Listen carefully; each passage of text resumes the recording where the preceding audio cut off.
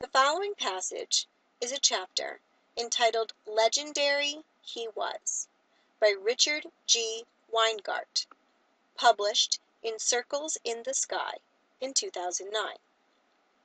In this excerpt, Weingart discusses the invention of the Ferris wheel for the 1893 World's Fair, called the World's Columbian Exposition, in honor of the 400th anniversary of Columbus's arrival in the New World. When Chicago was selected over New York City and St. Louis as the location for America's World Fair in 1893, the Columbian Exposition, Chicagoans vowed to make it the most astonishing and successful international event ever.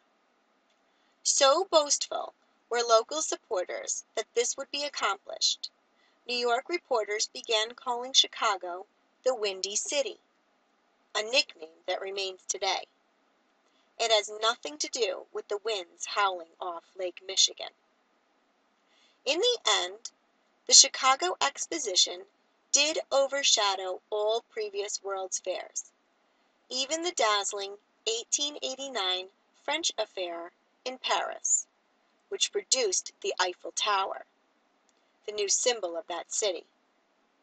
The Columbian Exposition's giant passenger wheel, Chicago's answer to the Eiffel Tower and the star of its show, was the brainchild of one of the most mysterious and fascinating characters in American history, George Washington Gale Ferris, Jr., a dashing young civil engineer based in Pittsburgh, Pennsylvania. Tall, slim, dark, and movie star handsome, Ferris commanded attention wherever he went, even before he became an international figure. 2 years before the fair's opening, the organizers of the Columbian Exposition openly expressed concern that no great engineering marvel was in the works for their rapidly approaching event. Yes, they were pleased with the pretentious edifices the country's architects were designing, but were highly disappointed that American engineers hadn't come up with anything novel to equal Paris's Eiffel Tower.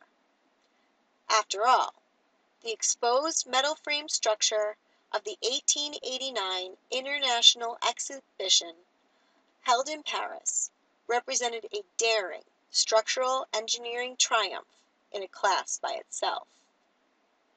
Indeed, the Chicago Exposition Committee was not interested in mere bigness or tallness.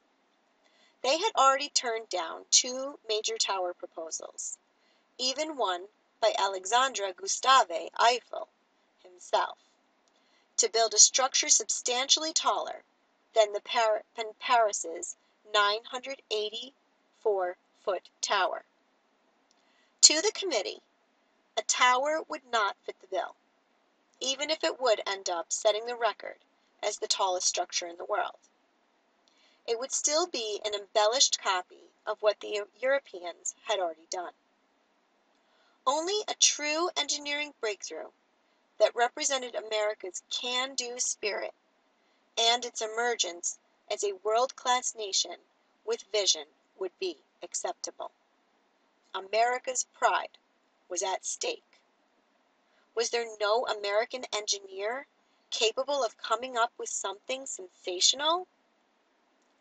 In due course, Ferris settled on the invention he would present. At an engineering society dinner meeting, at a Chicago chop house restaurant, he sketched out his plan for his colleagues. He would design and build an enormous, revolving, steel tension wheel, a magical device resembling a giant bicycle wheel. It would carry people to breathtaking heights and yet be absolutely safe, even in hurricane-level winds. It would be the greatest wheel ever built, perhaps even the 8th wonder of the world. With this design, Ferris pushed the envelope on how high moving structures could be built. His steel wheel, which actually consisted of two separate identical wheel elements, connected by a network of struts and angles, had an outside diameter of 250 feet and was more than 20 stories tall. The entire apparatus was raised 15 feet above the ground and was supported on top of two 140-foot tall steel towers. These were connected by a 45-foot-long axle, the largest single piece of forged steel in the world at the time. 36 railroad-sized passenger cars or cabins with plush, crushed velvet interiors were hung between the two wheel elements. Each car held 60 people. Fully loaded, the 1,200-ton Ferris wheel, which was powered by a 1,000-horsepower reversible engine, could handle more than 2,000 people at once. Every passenger would receive a 2-revolution, 20-minute ride for 50 cents. Ferris had many advantages as a result of his having been a successful consulting engineer in Pittsburgh for so long. He had connections with most major manufacturers, fabricators, and suppliers of steel products in the country. He also had a highly respected reputation in the industry. He knew the ins and outs of America's rapidly emerging steel business and got projects built on time and within budget. Plus, he knew whom to go to and how to raise money, and whom to bring on board as investors and officers in the two new companies he specifically formed to build and operate the wheel. Over the years, the influence of Ferris's engineering and entertainment marvel on the world has been exemplified by the countless number of Ferris wheels and other moving entertainment devices replicated around the globe. No fair or carnival seems complete without a moving passenger wheel, and many theme parks have them as their main attractions or anchors. Excerpted from Circles in the Sky, 2009, ASCE Press.